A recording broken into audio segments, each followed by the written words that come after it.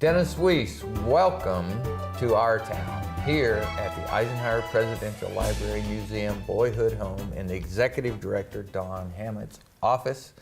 And we have such a wide things we're talking about today. We couldn't even start with the list. It's going to be a real high-octane interview. You're starting already, aren't you? Yes. So, thank you for letting us in the door one more time. You know we love you visiting. Yeah, great. So, what are we talking about today?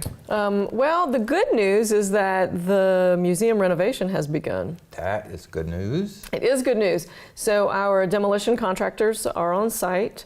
They're working super fast. And they've gotten through several of the galleries already and like pulling down the exhibit walls. Okay. And in one of the galleries, they're already pulling down the drop ceiling. How about if we change the name from demolition crew to modification crew? If that's what makes you happy. I think it would make me happy because the one person that just walked by the TV and heard demolition. The news will The go modification viral. crew. The modification crew. Yeah. The positive enhancement crew. Taking down a few old things to build some new things, and it's going to be great. It really is going to be great. We're very excited. From the exhibit point of view, we are doing the detail work now of choosing maps, specifically choosing photographs that we're going to use. It's down to the very nitty-gritty details. So you're having a little fun right now then, It is fun. It is fun. So we get this document, and it has all the photos and where the photo is going to show up in the exhibit, and the citation and the text that's going with the photo. So we get to go through it and go, oh, that's not exactly correct, or that's we have a better photo to use, or. So are you driving the boys crazy yet? I'm really trying not to. You're saving them till the last. I'm really trying not to. I'm doing the whole like, this is due in 2 weeks. The kinder and gentler approach to managing reconstruction. With a smile. With a smile. Okay. Well, I think that news never gets old, is that the future here at the museum is going to be fantastic for Eisenhower, Mission 1. Absolutely. Fantastic for Abilene, Mission 2, and fantastic for every visitor from all over the world for a long time. Well, and what we as a community need to be prepared for is, statistically in museums, what we find after a major renovation like this, there's a giant upswing in visitation for about 15 to 18 months. And then after about 15 to 18 months, it drops off to where it was before. So I'm hoping that Abilene is prepared for. I think we're building a new hotel up north. I hear word of that. Well, that's around. good news. Yeah, absolutely. So, I think maybe somebody watched your last program. You said, get ready, Abilene. Get ready. Yeah, it'll be good.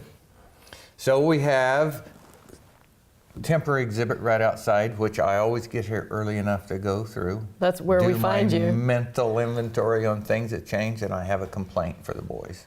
It's never really a complaint. It's just I call it that. Is it a spelling error? I'm not the spelling guy. Ask my daughter. I am a big picture guy. So the exhibit says about the civil rights section of Dwight David Eisenhower, who was the guy who signed the Civil Rights Bill, not JFK, right? Just pointing that out because I had a guy ask me about it some years ago. So anyway, and it's talking about the Central High School event in Arkansas, and it says, your exhibit says, Eisenhower was forced to send the 101st Airborne. No. Eisenhower wasn't forced to send the 101st Airborne.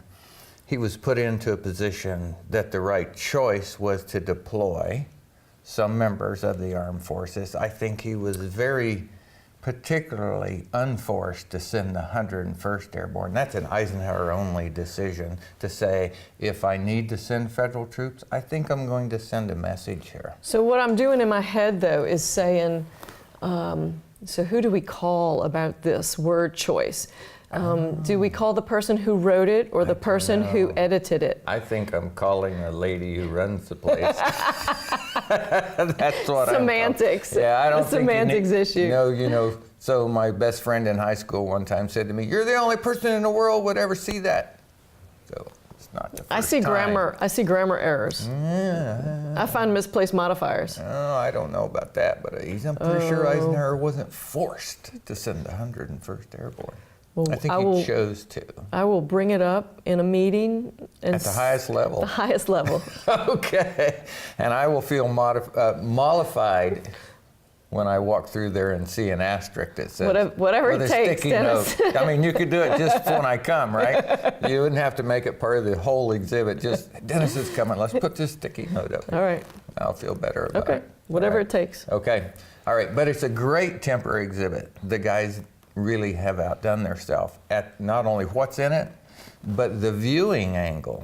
I noticed this morning as I'm going through. So they put these little glass panes on the back sides of some things, on the It's kind of like fins. on the corners Right. of the exhibits where you can peek at multiple angles. Really, really well done. Well, I'm pleased that you said that because it's a limited space, so you have to be creative with how you present the objects. Jeff and Troy and William and the boys. Don't forget done. Shannon. Shannon worked on it too. Well done. All right, so we probably ought to get to what you wanted to talk about. Probably.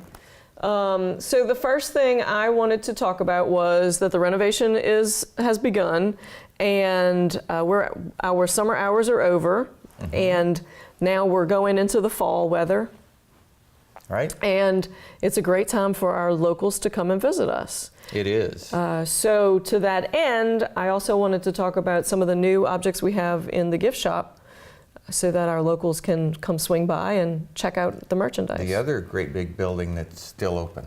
Absolutely. Right? Okay. Absolutely. So right here in front of us, we have some Moser glass. These are lovely pieces, and apparently the pink is new. So we're doing this Mamie pink section with our Moser glass. Okay. This is made in Ohio. And from what I understand, the foreman from the original factory opened Moser glass because the original factory that made this closed. So the foreman opened another one. Oh. How neat is that? I think it's for economic revitalization. Great story. In Ohio. And then to go along with some of the Mamie things, we have these little beautiful, some of our images, but Janet from Darby, I believe, presses these flowers, and so she frames, there's a bunch of different pieces too. There's maybe coasters or jewelry, I'm not sure what, but these are the pieces that we're putting out with Mamie. It's just really great lovely. Images put into a nice presentation. Yeah, so and people can take it home. Well, the little flowers are sweet too. Price right there in the back. So The all they have flowers to are do very is walk in with desire and a debit card, and away they go. That's all we ask. Okay. And then we got a bunch of new books that I thought you would like. Okay. Okay. Let's do books. Okay, so this one is D-Day Through German Eyes. It wasn't a good view. Subtitle. I'm glad you're not in publishing. What? I haven't read this book yet. I just saw it. And Tim, who's our gift shop manager, said it is harrowing. Get a close-up of this, David Hawksworth, right over my finger. Harrowing. It wasn't a good view. No, I mean, I saw point the well bullet taken. hole in the... Okay. Wasn't. We have good. this book. It's Images of War Moving from me off Normandy. of this one. This is from the Battle of the Hedgerows. So it's this photograph heavy. I have had this one in my hands. Yeah. It's a great book. Do we need to get it on your bookshelf? Probably. The photos are unbelievable. You know, I black didn't- and white. First of all, just black and white. You want to make an image stand out, the black and white photos of these years. You can't get better than that. But these are the photos of the people embedded, truly embedded with our advancement forces. So this is another one I'll need to purchase as well. Yep. Terrific. The Battle of the Hedgerows. Technologically, those hedgerows are probably the most difficult thing our invasion forces had to overcome because we were wholly unprepared for them. Didn't have anything to breach them with. We American ingenuity, we quickly took some armor, modified it into a bulldozer, if you will, but we also, with your mulberry harbors that you're going to have new ones in the new museum, offloaded more simply earth-moving equipment to be able to deal with Those those Mulberry hedgerows. harbors were amazing. They were. This is a guide to the D-Day invasion in Normandy, and it's really sort of an easy read with a lot of images. This reminds me of the DK books that my kids had when they were little. Did your kids have DK books? Nope. I bet they What did, they and you are. just don't know what they are. What are they? Dorleen Kindersley, I think, is the name of the publisher, and they created these books, a lot of books for children about all kinds of stuff, like sea life and castle life, and they were like this, where they had pieces of information and a lot of images that helped you understand. Nice book. It's a beautiful book. I would say if you had a young person from 8 to 18, that would be pretty good book to prime the pump on further things to be interested. Yeah, I think that'd be great in schools. And then this one I'm really excited about because it's from Classics Illustrated, which okay. apparently is an old cartoon comic book. Yes, this is a picture that people who know Classics Illustrated will remember. So somebody started reprinting them. So Very this cool. is the old. Oh, wow. Isn't that interesting? Yes, it is. Yes, it is. I opened this. Where did your staff find that? They're magic, I'm telling you, they're magic. I opened this and I think of my nephew who never liked to read, but I think he would love graphic novels and comics like this. Yeah. That's really interesting. Hey, just had a thought from your temporary exhibit in D-Day. So Eisenhower in his pocket had the note that said, in event of a failure, this is my decision, this is my responsibility. If it failed, it's on Mine me. alone, yep. Mine alone. I discovered in your temporary exhibit this morning when he wrote that note, 1939. Yeah, caught you, didn't I? So, with his relationship with MacArthur, when he worked for MacArthur in 1939 in the Philippines to prepare that island for freedom. And it was over a military parade. There was an idea floated, a military parade. It's documented. You can come look at it yourself out there. And MacArthur idea to have a parade, and he kind of put Eisenhower in charge of it, of the idea and the implementation. And Eisenhower, the organizational genius that he was, followed his task and had the parade. There was criticism about the parade. And MacArthur said, oh, I just floated the idea. Ike did that parade. See, that's the antithesis of the note that Eisenhower had in his pocket. I think that really, just a Dennis Weiser here, but once something like that happens to you from a structured leadership position like that, I think Mr. Eisenhower said, I will never be that guy. Exactly. I will never be that guy. A decision I make, I will own. Well, and now, we can trace all of that through email, but Yes, pretty hard then. it couldn't have happened then. Right. So then, those are some of the things in the gift shop. You can come to the temporary exhibit and form your own opinions. That's the point. Right? Yeah, that's the point. So we have some programming coming up. Okay. You and I haven't talked about programming in a while. Do you know that? Yeah, no, we have not. And I think that's your fault. Probably. Yes, because you're the boss. Probably. So August 14th, I don't know when this is going to air, so this might be in the past. Nope, I think we'll make that. Okay, August 14th for our evening event, we will have Phil Dixon here, and he's going to talk about the Kansas City Monarchs, He's been here before. which is with this book. Yes. Okay.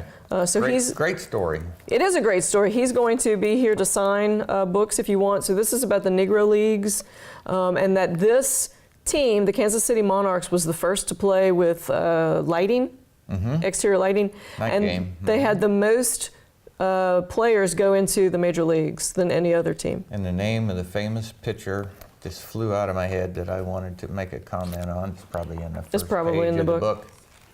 Satchel Paige. Nice to have a cameraman who loves baseball. Satchel Paige. He knows played- everything. Satchel Paige played for the Monarchs, did his stint, and Satchel was 40-something when he did that. He's an unbelievable pitcher in any measurement, but he did so in that era of discrimination and segregation. But he physically could, if he were here today at 25 or 30, could compete easily with the best pitchers in baseball. He was a phenomenal guy. Wow. And Dave knows all that, the guy behind the camera. I just repeat it because I read it. Because you listen to Dave too. I do listen to That's Dave. good. Then on August the 23rd, we have our Lunch and Learn with Mark Eberly. And this is Mark Eberly's book. And he will be talking about Ike and baseball. Oh. And whether Ike was a professional baseball player or not. The Eisenhower controversy. Exactly. Exactly. So Mark Eberly has studied Kansas baseball, and he has some things to tell us about Ike. I remember hearing about this. I'm not really a baseball fan, but I remember hearing about this after I became associated with the camera in Eisenhower. So I read what I could find, and here was my thought. Isn't it nice that this is a controversy? Yeah, this is the. I agree. Yeah, I agree. Is The controversies are sort of. Yeah, sort of. Yes. Yeah, Not much. I agree. Yeah. I agree. Then on September 10th is going to be our book talk for the September month, and it's going to be on The Worst Hard Time from Timothy Egan, and that's about the Dust Bowl days. So what Timothy Egan did oral history interviews with people who lived through the Dust Bowl times, and so he tells the stories of these people and how they lived through the Dust Bowl times, why they continued to stay in these situations, in this place, literally. Many didn't. Many didn't, but so he's going to talk about all of that. Who left, what decisions they had to make to decide to leave, what decisions were made to decide to stay. I'm looking forward to that. I think you'll probably have a unique perspective on that. You know, people who grow up here, you take for granted, you know, Grandpa lived through the Dust Bowl, so you heard that story and maybe it doesn't come top of mind, but from somebody who didn't live here and doesn't have roots here, it's hard to imagine the difficulty of that time. My only knowledge of it is through just a handful of movies, and so I always think about the silica in the kids' lungs and how horrible. I can't imagine. Well, if you live in an old house like I do, 100-and-something-year-old house, and you decide to take plaster and lath down, you see black dirt that blew in through the... Really? Oh, yeah. Blew in through the exterior cracks, and then the plaster and lath traps it. So the walls are full of black dirt. And that's from those days. Can you imagine living with that? I can't. Yeah. Well, we're about to open up some walls. Should I look You'll for it? You'll probably see some. Even here? Even in Abilene? Yeah. I'll have to Out look. in western Kansas, you don't. It'll be worse. Yes. Okay. Yeah. Thanks for the history lesson, You're Kansas welcome. history lesson. On September 22nd, this is a big day. It's Smithsonian Museum Day. So the museums across the country that register with Smithsonian Museum Day allow free admission for 2. Now you have to go to the Smithsonian Magazine's website, which is smithsonianmag.org. All right. They have a .com, smithsonianmag.com. Dave will fix it. He fixes all my mistakes. Let's double check it. Bless Dave. Smithsonian Museum Day Live. What's live implicate? It's just this one day, so we're all participating on this one day. All right. So you can go, on the Smithsonian website, there's a list of museums that are participating. Right. And you download your tickets and you can go to these museums on September the 22nd. Okay. That's a great thing. That's a cool thing. The Smithsonian is a place you can never live long enough to even go through what they have. Absolutely. Out, much less They had we saw some photographs recently of their biological collection in storage, and it's just drawer after drawer after drawer after drawer. That would be probably your ideal dream vacation. To go through the collection storage area? Yeah. That'd be amazing. So I think there was a program my children pulled me out as I walked by and sat down and watched a few of it. Warehouse 13 or something like that came to mind. It was this, Dave will have to tell me what the rest of it was, but it was this warehouse full of stuff, and of course it had mystical things about it, but it was a warehouse full of artifacts. It sounds like national treasure. Exactly. When I first saw it, I just said, my goodness, we really have a real one of those in this country, and it's the Smithsonian. It's true. It's true, and the National Archives. I mean, the collection at the National Archives is astounding. Astounding. The Declaration of Independence? What? Who owns that? We do. Yes. That's a NARA plug there. A NARA plug. 2 minutes. All right, well what? then, 2 minutes. Then my Can't last be. thing that I need to Surely talk meant about. 20 minutes. He meant 20 minutes. Is the Eisenhower Foundation's Legacy Gala. Have to get this in. Yes, we have to get this in. So the tickets, the invitations are going to be mailed the week of September 3rd. The event is Saturday, October 13th. It's always the weekend of Ike's birthday. Fantastic event. Always is. Will be again. Well, this year we are celebrating the inception of NASA. So Dr. Steve Hawley, an astronaut, will be Yes. our guest speaker. Is he not from Kansas? He's from Salina. Huh? So we're really excited. The foundation is overjoyed that they were able to book him to come and speak to us about his exploits in NASA for the Legacy Gala. Well, it's going to be a great time. Gosh, you ran us out of time, Don. It's you. How do you do this every time? And you didn't say anything about my new pen. I didn't even give you a test either. Don't let this happen to you. Vote for Ike, and it had a hole in the bottom of the shoes. What that? So what I had to implication ask, because I didn't get it. Adelaide Stephen was at a speaking engagement, and he crossed his feet, and he had a hole in his shoe. Oh yeah. And so everybody made fun of him that they can't even take care of you because they can't even take care of themselves. So you have to vote for Ike. I was at an event in Boston a couple of years ago, and Chris Matthews was on stage, and he crossed his legs, and he had a hole in the bottom of his shoe too. Well, there you go. I didn't know they had like Stevenson thing, or I would have referenced that. Okay, now Dave, we're out of time. Okay. Gosh, can't wait till next month. It's going to be exciting. I'll defer your test on high octane fuel and how we won the war. 30 more days to study. 30 more days to study. But you can look into that if you want to. And call me. Yes, you can call Don Hammett here at the library when you know why 150 octane fuel was the difference between winning and losing in the skies over Europe. For the Eisenhower Presidential Library, this is Don Hammett. I work for Eagle Communications. My name is Dennis Weiss. Thanks for watching Our Town. Have a great day.